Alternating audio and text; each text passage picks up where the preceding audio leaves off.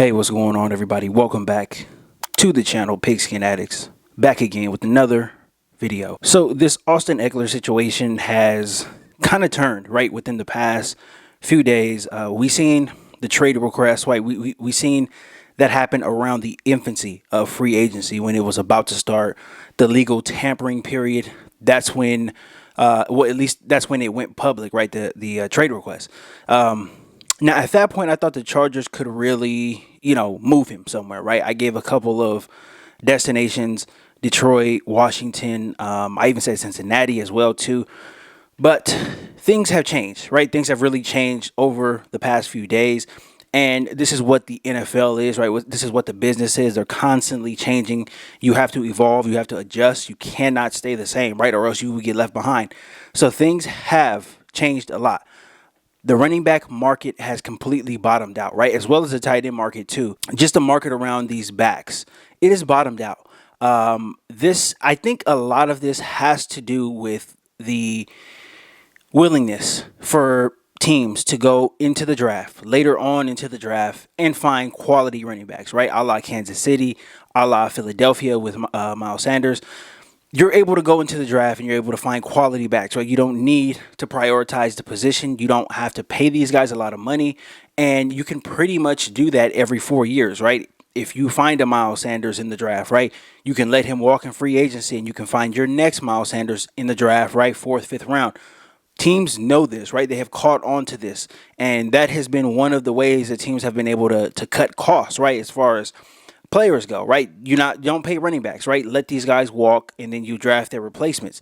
So I think a lot of that has to do with teams knowing that they can get replacement running backs in the draft. Now, Austin Ekeler's situation is a little different because he is going to make his money this year, right? He's scheduled for about $6 million. He's going to make that. He's going to make all of that this year. His issue comes with the extension. He wants an extension, and he wants an extension more with more money that he's making now, right? Annual average, he wants about 8 million was what I've heard, right? 8 to 10 million.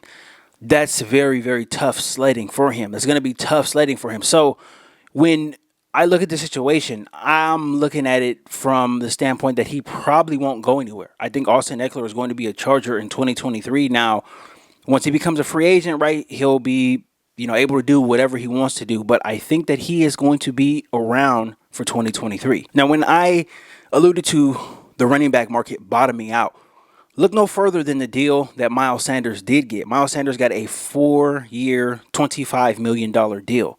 That's a total amount, right? When you look at that, that's about $6 million a year, right? Annual average. That's about where Austin Ekeler is right now. Miles Sanders had a really good season last year too. So if you're Eckler and you're looking at potentially getting extended, right, you might have to bite the bullet. I think an extension is on the table for Austin Ekeler somewhere. I think a team would want to pay him, right, maybe put him together with another running back, right, kind of be a tandem, because Eckler's so dangerous and he's so deadly out of the backfield catching the ball. I think it's out there for him, but I think his current contract demands are a little too much.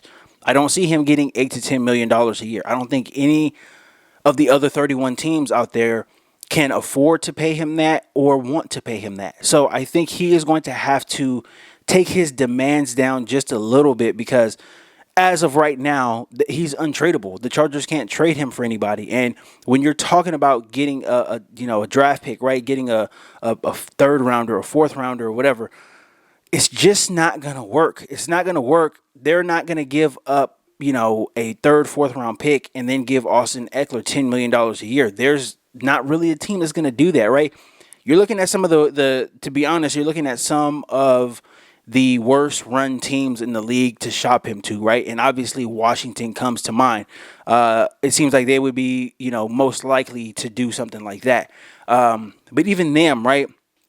There's a lot going on in that building, too. There's a lot of change going on with the Washington Commanders and the whole franchise. So I don't even know if they would do it at this point right now. But I think Austin Ekeler has to take his salary demands down a little lower if he wants this to work, right? If he wants to be extended with any team, even the Chargers, right? He's going to have to take his demands down. I think what he's making right now, I think the Chargers would extend him. I honestly do. I think that they would extend him. I don't think that they would have any issue extending him at the number that he's at right now. But when you want to climb, right, when you want to make almost double of what you're making right now, then that becomes an issue. So to me, I just don't think that the Chargers trade him anywhere as of right now. Now, I do think if the Chargers want to wait, right, if Austin Ekeler wants to wait, if he wants to be patient, there is going to be some type of opportunity to get him out of town, right, to get him, somewhere else. There will be an opportunity for that, but he's going to have to really, really be patient. And that's around the time training camp, right? Training camp, a little after the OTAs, right, in between that little area. That's around the time when guys start getting hurt, right? When they start getting, back into the swing of things, start ramping up their workouts, on-field workouts and things like that. That's when guys normally start getting hurt. And then obviously, when you're in the training camp, there's a bunch of injuries during training camp as well, too.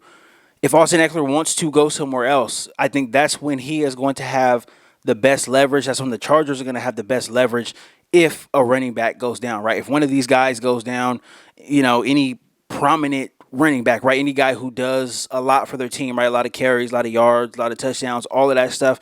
Somebody who produces, right? That's when Austin Ekeler is going to have his most leverage because he's a guy that produces. So you can obviously ship him to, wherever the vacancy is, right? Whatever city, whatever team that is, right? Then that's when he will have his most leverage. Then maybe he can come to terms with the new team on a 1 to 2 year extension, right? Maybe for the money that he's at now, maybe a little more, whatever. It just depends. Depends on who the team is. Depends on what the situation looks like as well, too. So there's a lot of moving parts to this Austin Ekeler thing, and to me, again, I just don't think that he will end up being traded at this point unless something crazy like that happens, right? Unless a crazy injury does happen. I just don't see it. I don't see the opening right now. Now, I think one of the things with the Chargers in general, right, they're in line, right? They're in line. They're in lockstep with the other teams. Front offices are not overpaying for guys this free agency period. We have seen this, right, as free agency has played out, and we're still early into it, right? It's only been a week so far, but teams are not overpaying. They're not willing to overpay for players who they deem as non-superstars. They're not willing to do that. I think a lot of this might have to do with the Deshaun Watson situation, the Deshaun Watson contract. All of that guaranteed money, it might have a little something to do with that, possibly. But a lot of these teams are drawing lines in the sand, and you see a lot of free agents that are still out there. A lot of guys have been unsigned, guys who expected to make, pretty good money in free agency. Guys are unsigned. They're unsigned. So I think that is one of the things that really is affecting Austin Ekeler and his potential movement, right? His potential movement out of LA. It's the stonewalling of the front office. They have been doing to me, they've been doing a pretty good job with contracts, with numbers and stuff. And they kind of have to, right, with the salary cap hell that they're going to be in 2024. They have to be careful with everything that they do here in 2023, right? They can't overextend their hands. And they haven't really been doing that, right? They've been doing a good job. They've been doing a good job of making these contracts team-friendly, bringing guys back, Parham, Trey Pipkins, right? These are team-friendly deals. They're not breaking the bank, and they're not resetting the market. So the Chargers have done a good job with that, and as far as the front office goes. But the players get the short end of the stick here, and I think Austin Ekeler is going to get the short end of the stick, right? His demands are not going to be met in some way, shape, or form. Even if he goes to a new team, they're not going to pay him, $10, $12 million. They're not going to pay him that. So he's going to have to come to a compromise, right? He's going to have to come to, a middle ground with the Chargers or either another team, right? Because I just don't see him getting that much money. Now, last but not least, I think Austin Ekeler made a mistake. Him, many other players as well, too. I think they made a mistake by waiting until free agency this year. When you see the Deshaun Watson deal, when you see all of that guaranteed money, get thrown upon somebody, right? You have to think that owners are going to do everything in their power to stop that. You're going to have to think that, these guys are going to want to avoid that at any cost, right?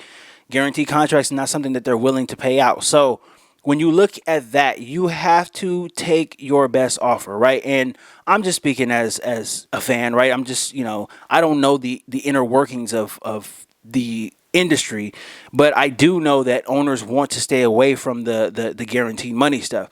So with that in mind, negotiating during the season is a great tactic. I think that the players have. I think more players should do it. There's still going to be a lot, who wait till free agency. Obviously, they want to hit the open market. But if you are a running back like Austin Ekeler, right, you have a good game, right, you have a good series of games, go to the Chargers. You have your people go to the Chargers, and you start to negotiate right then and there, right? Your play is fresh in their mind. Your 2-3 touchdown games fresh in their minds, right? You have all of that fresh in everybody's minds. They see your value, right? They can go out there on Sunday and see your value for what it is. The offseason is kind of different because you start pulling up stats and you start pulling up bad games, and then things start going viral on social media, and things start trending and all of this type of stuff, right? You're kind of at somewhat of a disadvantage, right? Negotiate during the season. This is a tactic that I think a lot of guys are going to use because teams are not paying money, to these players like we think they are, right? You look at a Dalton Schultz. Dalton Schultz was expecting to make a good bag this offseason. As of right now, he's unsigned, and his market probably is a 1-year deal somewhere, right? And I don't think he was expecting that. So when you look at these players, they're going to have to adjust in order to get what they want, and in order to get something that is more favorable to them, right, and kind of fits what they are demanding as far as contract goes, as far as the money, as far as the length of the contract, all of those type of things, right, they're going to have to adjust. So in season negotiations are probably going to take off next season with, the lack of money being spent on non-superstar players in this free agency. So I expect that going into 2023. I think it's something that Austin Ekeler should have done. But, it's come and it's gone, right? So all you can do is move on. So, again, I do think Austin Ekeler stays with the Chargers in 2023. Anything beyond that, I don't know. I really don't have any idea. But those are just my thoughts on the situation. Situation is changing every single day. We see what the market is, and we see what the lack of the market is for Austin Ekeler. So, I'll be covering this as things change, but that is all I got for this video, guys. Thank you guys so much for all the support. I really appreciate it. Shout out to all of my new subscribers. I appreciate you guys. If you're not subscribed to the channel, please consider subscribing down below. Hit that bell notification as well too, and don't forget to smash that like button on your way out as well. I'll be back again tomorrow with more content, and until next time.